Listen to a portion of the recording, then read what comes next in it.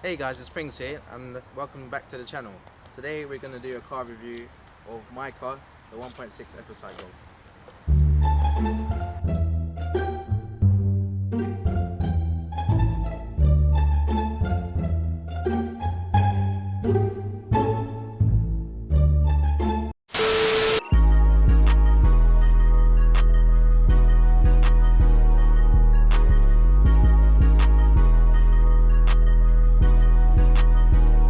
So firstly I'm going to take you through the exterior features of my car. So it's the Highline Match Edition, so you get color-coded bumper guards on the front and also down the side, and you also have color-coded mirror caps as well. The headlights, we have DRL sequentials that are custom made by me, and they also have the projector beam, so it looks more of a R32 style. Still got the original bumper, we've got some 3D gel plates, and apart from that, it's pretty much standard. Moving to the rear, it's not so much stock 1.6 FSI around here. What we do have is the beautiful silhouette of a Golf 5, which is still one of the best that they've designed. You've got the rounded tail lights, you've got the normal rear end, apart from the two exhausts. We've got the R32 style balance with the twin exhaust pipe. These exhaust tips are from Maxton Design and replaces the original back box. They connect onto the original catback exhaust. This makes the car sound great without being extremely drony, which you will hear later on in the video. Moving on to the wheels and tyres, we have the GTI Monza sprayed in gloss black. They need a refurb. I did them a long time ago and it wasn't the strongest of paint jobs, to be fair. The tyres are Michelin Primacy 4s, very high efficiency, good grip, low rolling resistance. It's not a race car yet, so I do a lot of motorway miles, so it gets good MPG as well. So my car here is a 2008 model year, which is the last year of the Mark 5, moving on to the Mark 6. So most of the problems or little mishaps were rectified, such as the rusted wheel arches, which was caused by some sound dampening under the liner. So wheel arches are perfectly fine with this car. No rusting or signs of any bubbling.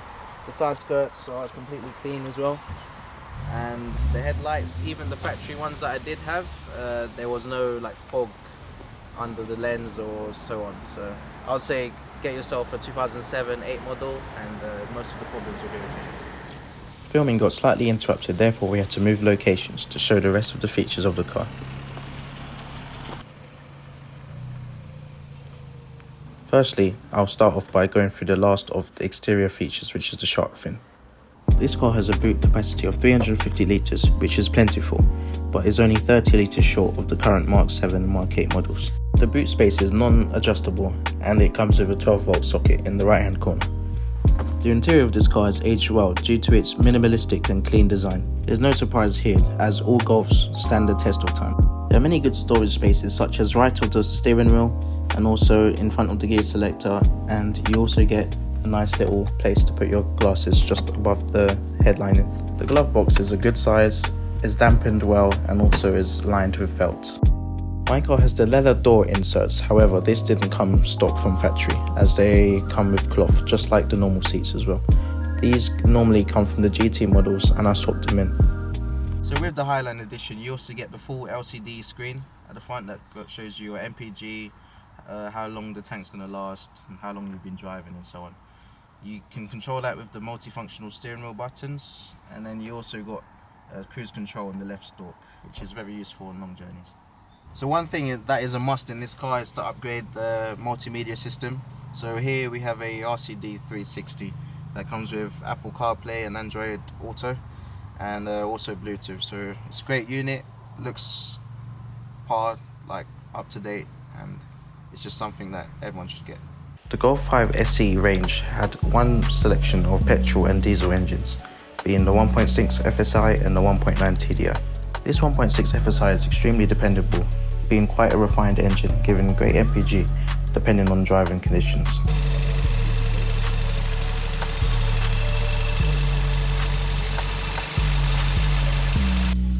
This engine produces 115 horsepower and 155 Nm of torque, which is above average for a new driver and just about enough power to get around motorways in town.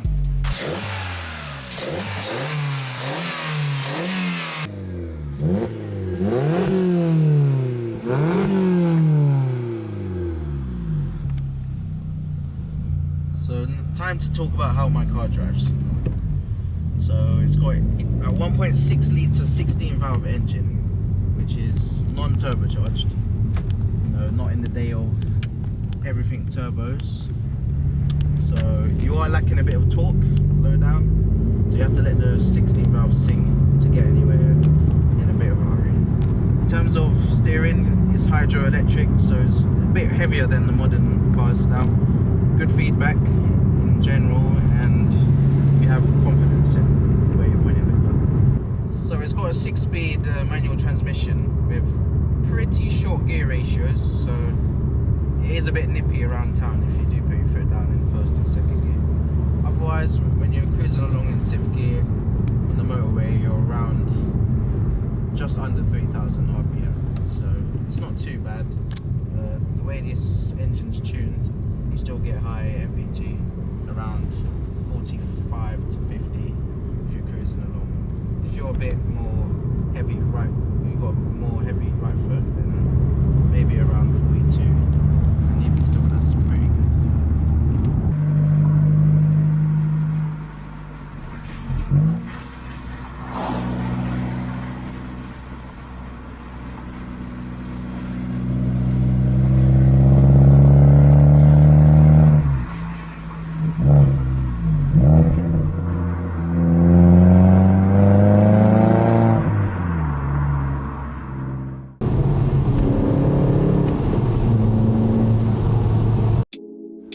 Going through the running costs, this car is ULEZ free, therefore no ultra low emission zones tax will have to be paid.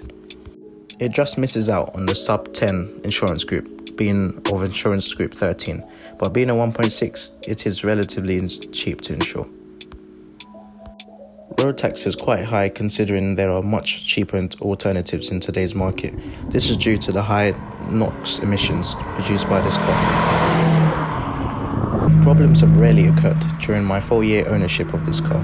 I've only had to replace a few suspension components such as a drop link and a ball joint. Apart from that, mechanically, everything has been running smoothly. This car's high build quality and appealing looks makes it a great option for young drivers today. However, its road tax may be a big setback compared to newer, cleaner cars that are turbocharged with higher outputs. My verdict on the 1.6 FSI as a first car is that it's a great option as long as you find a good example on the market. A lot of them have been not maintained as well as the one that I have and will cause you problems further down the line. Also, the high road tax may not be suitable for you, therefore you might want to consider other options. Where this car fits in, I don't totally know. However, I would like to hear what you guys think in the comments down below. Thanks for watching and take care.